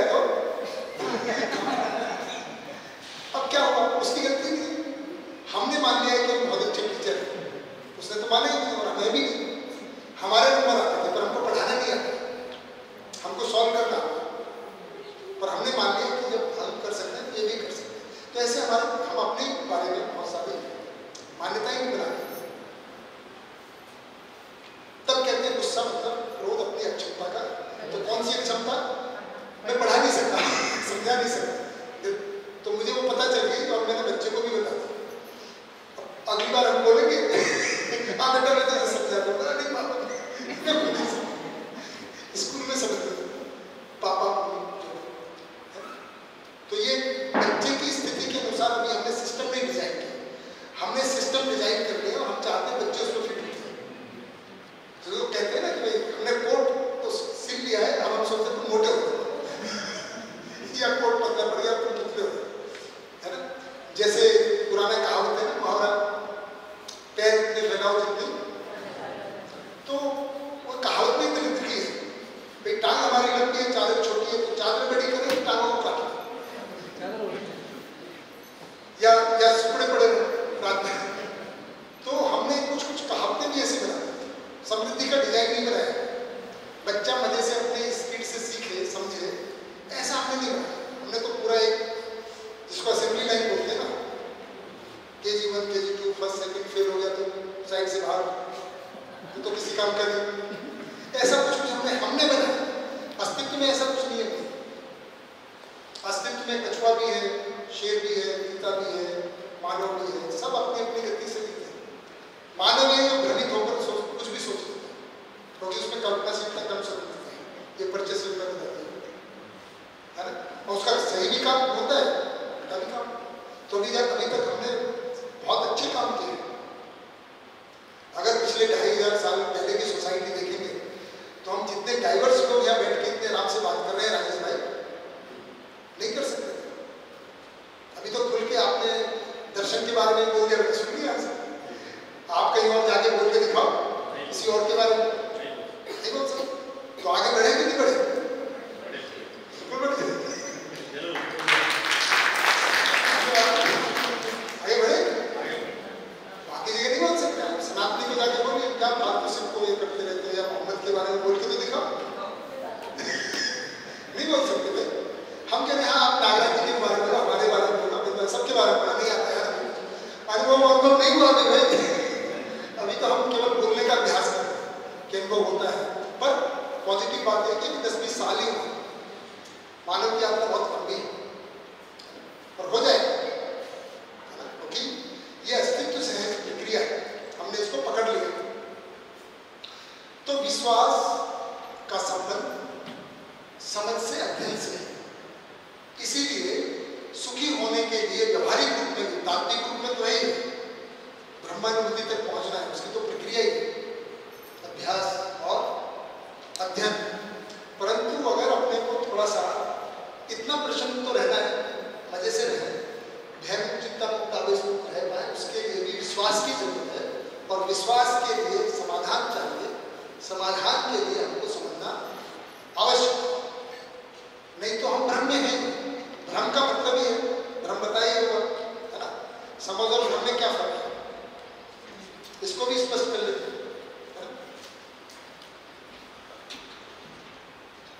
या तो समझ है, भ्रम है, ऐसा कह रहे हैं। तो भ्रम में क्या होगा? जो नहीं है और जो है उसको नहीं मानना, दोनों। या जो जैसा है उसको वैसा नहीं मानना, तीनों बात है। मुझे लिखने की जरूरत है क्या? अब आपने बता दिया। भ्रम मतलब जैसे राजेश भाई ने कहा कि जैसा ईश्वर नहीं है हम वैसा ईश्वर माने रहते हैं, जैसा नहीं है, और जैसा है वैसा मानते नहीं। ये ईश्वर वाला भाई, ईश्वर किसको कहें? अस्तित्व में तो वास्तविकता है ना। हम कहेंगे कि देखो ये खाली स्थान है, ये ऊर्जा है, उसको नहीं मानेंगे। हम कहेंगे कोई है ऊर्जा, तो कोई लाइट जैसी, बल्ब जैसा चमकना चाहिए। तो जो नहीं है उसको मान लेना भ्रम है, वो विज्ञान बिल्कुल गलत बताता है। हमने कहा नहीं, हमको तो साक्षात शिव जी के दर्शन हो गए। विज्ञान बोलेगा जब शिव जी नहीं है तो तुम्हें दर्शन कहां से? सपना देखा होगा, विज्ञान ये तो बोले, है ना।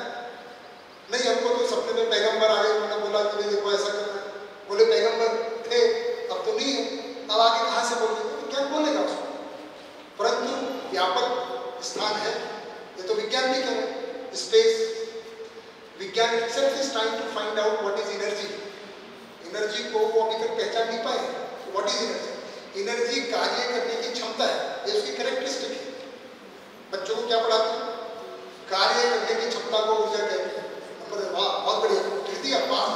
ऊर्जा क्या है पता नहीं। तो विज्ञान भी समझ रहा है। विज्ञान के सामने 3 क्वेश्चन अभी है अनआंसर्ड है। What is energy, what is magnetism. तीसरा मुझे पता है कौन सा सवाल में भूल गए, 2 का पता है। विज्ञान को अभी ये नहीं पता है व्हाट इज एनर्जी, है ना। तो लेकिन नागराज जी ने बताया कि एनर्जी है। तो भ्रम का मतलब है जो है उसको नहीं मानना, और जो नहीं है उसको माने रहना। और तीसरी बात, जो जैसा है उसका वैसा तो बिल्कुल नहीं मानना, या तो ज्यादा मान लेना या कम मान लेना, कुछ नहीं। इस सब को मिला के भ्रम कहते हैं।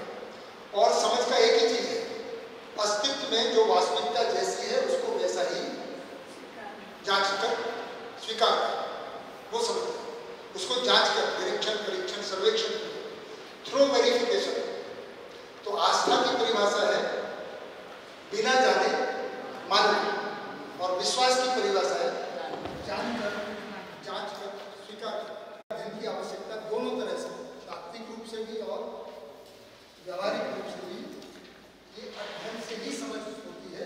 हम अध्ययन करते हैं, समझने का काम करते हैं, बाकी सब अपने आप होता है। इसको लेके कोई और भी क्वेश्चन हो, सुख, विश्वास, समाधान, समझ, इनके इंटर रिलेशनशिप में तो बात कर सकते हैं। But this is the equation of happiness.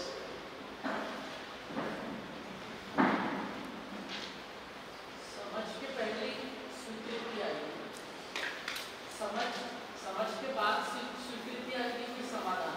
हाँ, तो यहाँ पे स्वीकृति के भाव में बिना जो सुख बोलते हैं, वास्तविकताएं जैसी है वही स्वीकार होती है। स्वीकृति भी हमको सही की होती है ना, तो समझ के साथ ही हमको बोध होता है, इसको स्वीकृति कहते हैं। और अस्तित्व में जो नियम है उनकी अगर हमको स्वीकृति हो जाती है तो वो सुखी है।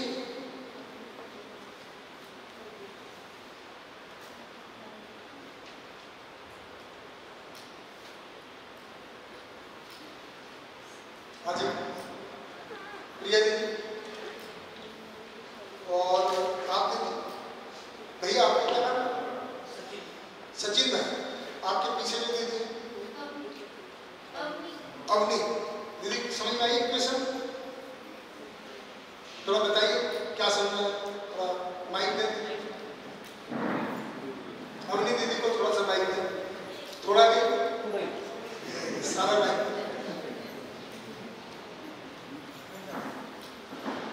विश्वास अगर है तो समाधान अपने आप मिल जाता है, ऐसा मुझे लग रहा है। बट अगर मैं स्वयं के बारे में बात करूँ, मुझे ऐसा लगता है मुझे कुछ समझ है और विश्वास भी है, बट समाधान नहीं मिल रहा है।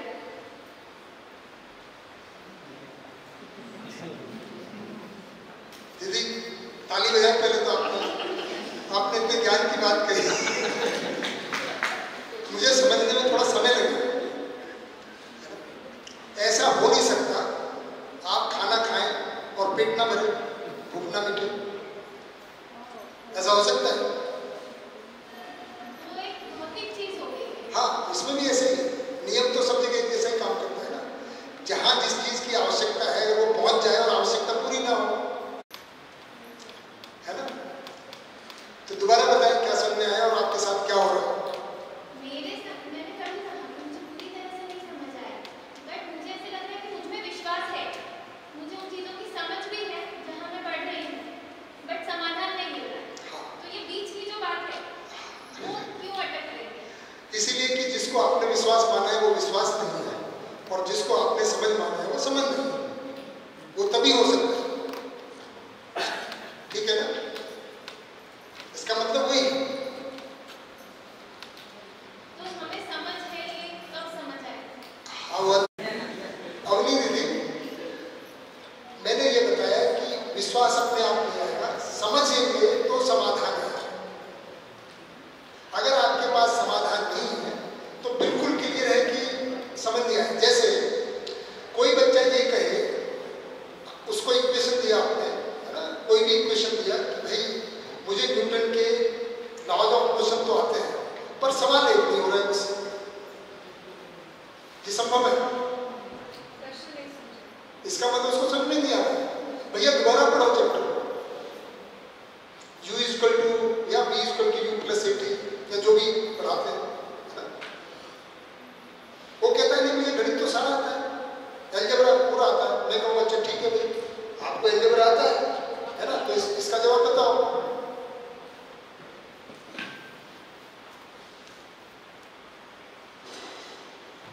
कोई बताएगा? कितने लोगों को इसका जवाब बताए? आसान है कि कठिन है? संदीप भाई मैंने कोई कठिन इक्वेशन लिख दिया क्या? नहीं और ये तो 6th क्लास की है, 7th क्लास की, सब भूल गए लगता है। और दीदी आप किस टीचर हैं, क्या पढ़ाते हैं? है जी? Pre school. अच्छा, मतलब स्कूल से पहले कुछ है। पर ये तो 6th 7th क्लास का है। अब कोई कहे मुझे एल्जेब्रिक इक्वेशन आता है ना, पर ये नहीं आता, इसको मैं कैसे सॉल्व करूँ नहीं आता, इसका मतलब उसको वो नहीं आता। नहीं तो ये बहुत सिंपल है। देखो संदीप भाई तो ऐसे ही बता देंगे, श्याम भाई भी बता दें, नीति दीदी बता दें, शिल्पा दीदी बता दें।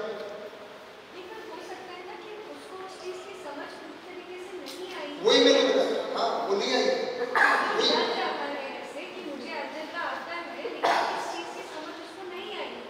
मतलब एल्जेब्रा नहीं आया, कॉन्सेप्ट हुआ है। हाँ, इसका मतलब उसको भ्रम हो गया कि आ गया है। चिंटू ने ये मान लिया है कि वो चिंटू है, उसका बच्चा मर गया और वो कूद पड़ा है, नहीं है सब। यही तो भ्रम है। अभी हम क्या करें, जैसी हमारी स्थिति नहीं है हम वैसी मान लेते हैं। कई बार दूसरे बनवा देते हैं, चने के झाड़ पे क्या चढ़ाने के बाद हम मानने लग जाते हैं। You are very intelligent. वो अपना मतलब निकालने के लिए बोल रहा है, शायद आप प्रमोशन कर दो, शायद हाँ जी, कंसेप्ट समझ में आना और उसको एप्लीकेशन, ये भी दो बिल्कुल। तो ये पूरा होते ही इसका एप्लीकेशन आता है।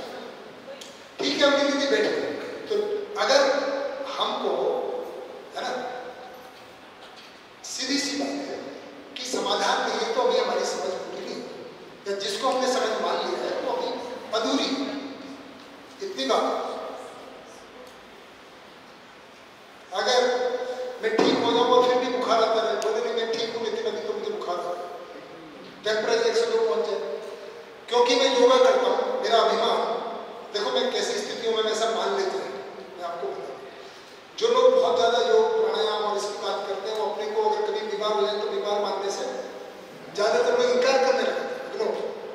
बहुत दिनों के बाद में फिर वो एलोपैथी के पास जाते, जो बहुत, मैं किसी के बारे में नहीं कह रहा हूँ, देखो मुझे पता ही नहीं, मैं तो एक चिंटू भाई के बारे में बता रहा हूँ। हम सच्चाई को कब नकारते हैं? अब मेरा अभिमान बन गया, मैं लोगों को बोलता रहता हूँ देखो प्राणायाम से सब ठीक रहता है ना, कपालभाति करने से ये ठीक हो जाता है, वो ठीक हो जाता है। अब अपने को हो गया, पहले तो बता नहीं रहे, क्योंकि अब बताएंगे तो लोग हंसेंगे, तो हम क्या करते हैं, हुआ ही नहीं,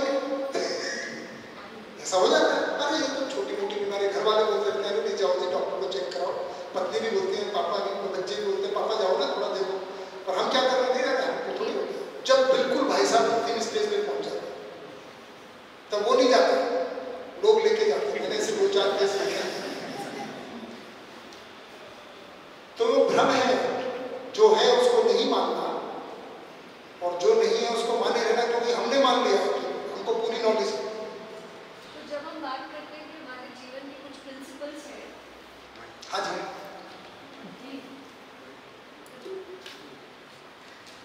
जब हम मानते हैं कि हमारे जीवन के कुछ प्रिंसिपल्स हैं, तो ये प्रिंसिपल्स हमेशा उस आधार पे बनने होने चाहिए जो यूनिवर्सल लॉ से जुड़े। बिल्कुल राइट, अदरवाइज वो प्रिंसिपल्स ही नहीं, अदरवाइज नहीं, हमारी मान्यता वो भ्रम है। जब तक वो यूनिवर्सल नहीं है, लिवेबल नहीं है, तब तक भ्रम ही। और हम सही में भ्रम में जी रहे हैं, तो ये स्वीकार करने में बड़ी परेशानी तो होती है। क्या करें, अपने को गलत मान के जाएंगे क्या? पर हम यहाँ कह रहे हैं, हम बोल ही नहीं रहे कि आप भ्रम में जी रहे हो, हम समझ लो, है ना, हमारा काम तो समझना है ना। मैंने थोड़ी बताया कि हम संवेदनहीन है कि संवेदनशील है कि संवेदनशील नहीं, हम हैं जैसे हैं, क्या करें, पर हमको सुखी होना है, सुखी होने का रास्ते को देखो। ठीक है दीदी?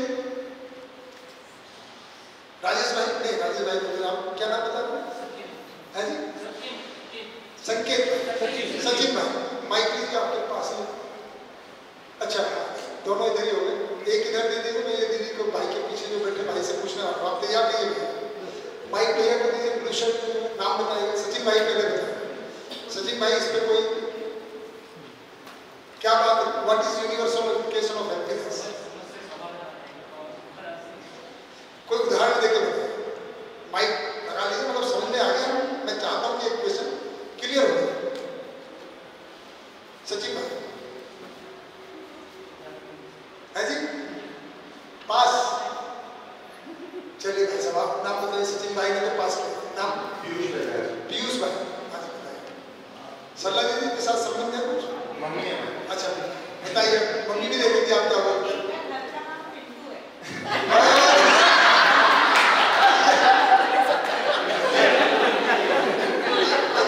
ये तो आपको बताना नहीं था। ये नहीं बताना था। क्या नाम? अच्छा बुआ। चलिए घर की बात है। मैंने चिंटू पिंटू इसलिए रखे ज्यादातर जोक्स या तो जाति के आधार पर, धर्म के आधार पर, है ना, कोई सरदार के ऊपर, कोई जाट के ऊपर, कोई इसके ऊपर, कोई मुस्लिम के ऊपर, कोई हिंदू के ऊपर। मैंने कहा थोड़ा ना इनको थोड़ा सिंपल कर दे। अब मुझे थोड़ी पता था पिंटू यहाँ मिली जाएगी। मैं तो इतने सारे हाँ पॉजिटिव है। चिंटू गड़बड़। चलिए मैंने तो ये दो कैरेक्टर इसलिए बनाए हैं ताकि ये बिना किसी जाति धर्म संप्रदाय को रिप्रेजेंट ना करें, है ना, नहीं तो जो किसी के ऊपर चला जाता है ना। पर असली नाम बताइए तो पिंटू। पीयूष। पीयूष भाई समझ अपने लाना है तो पहले अध्ययन करना होगा।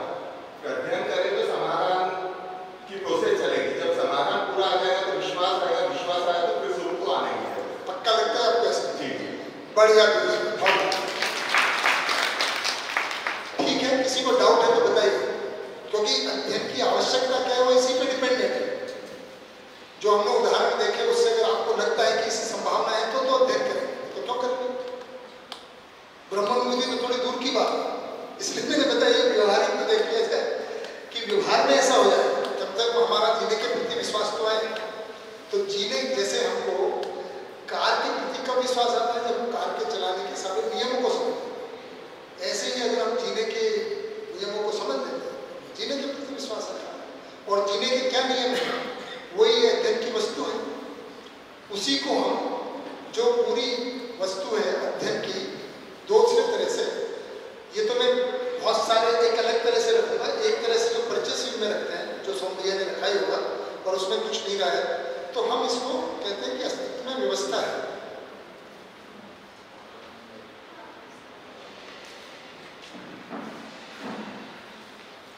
जिसमें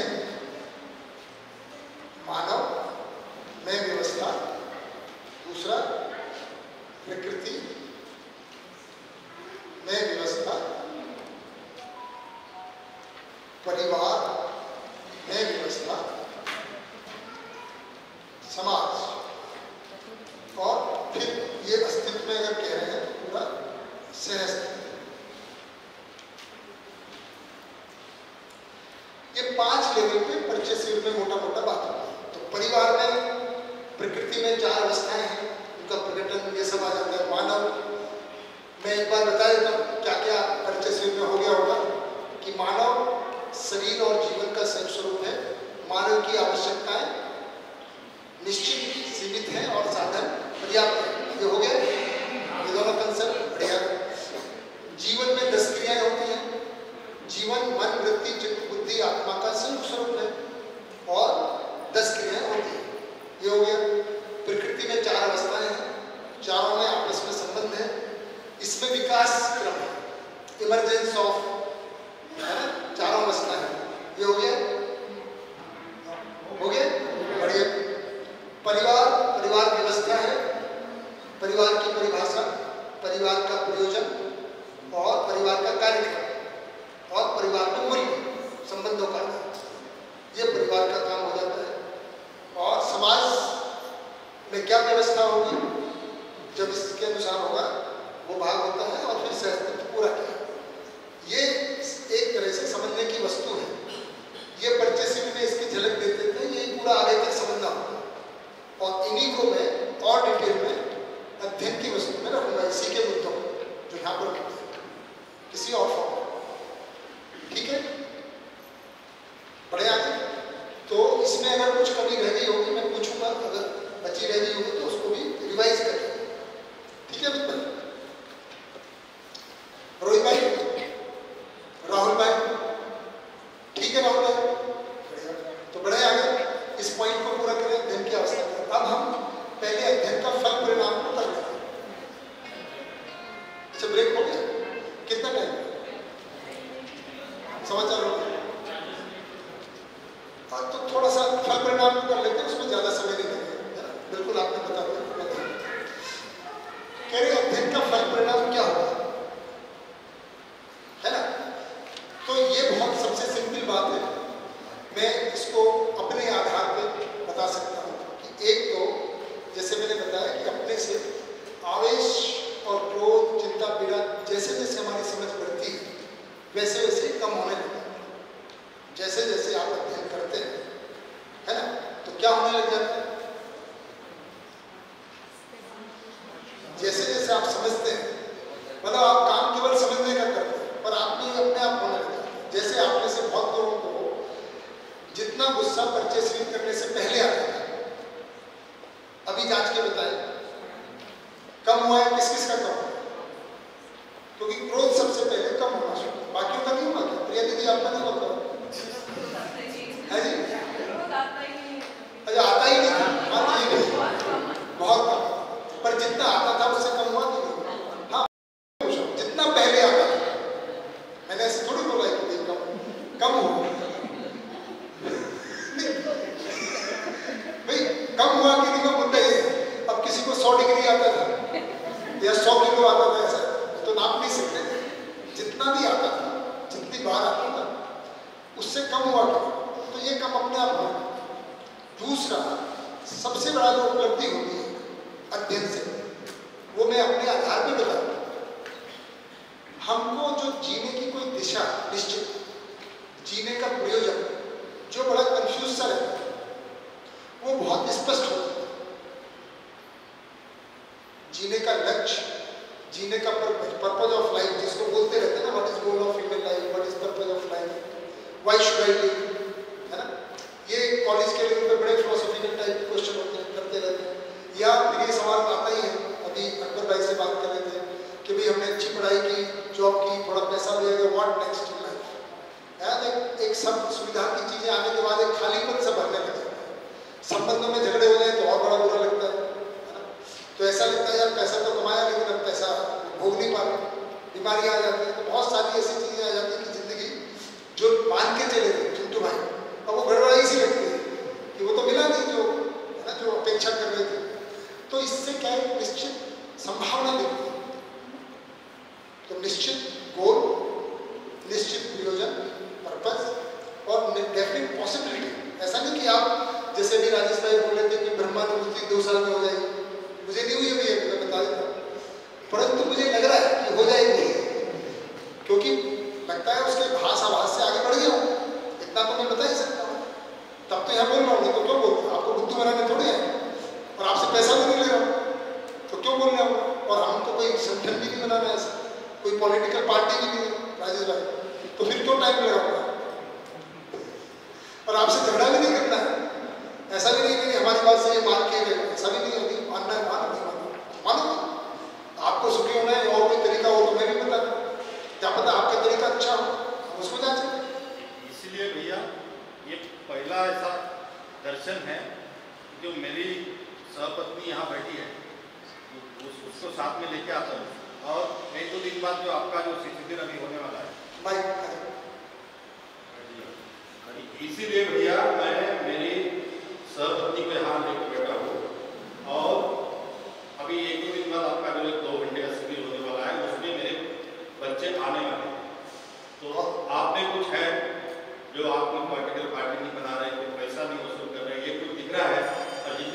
पहली बार दिख रहा है, इसीलिए कुछ मान्यता हो रही है, तो इसीलिए यहाँ आके प्रश्न पूछने का।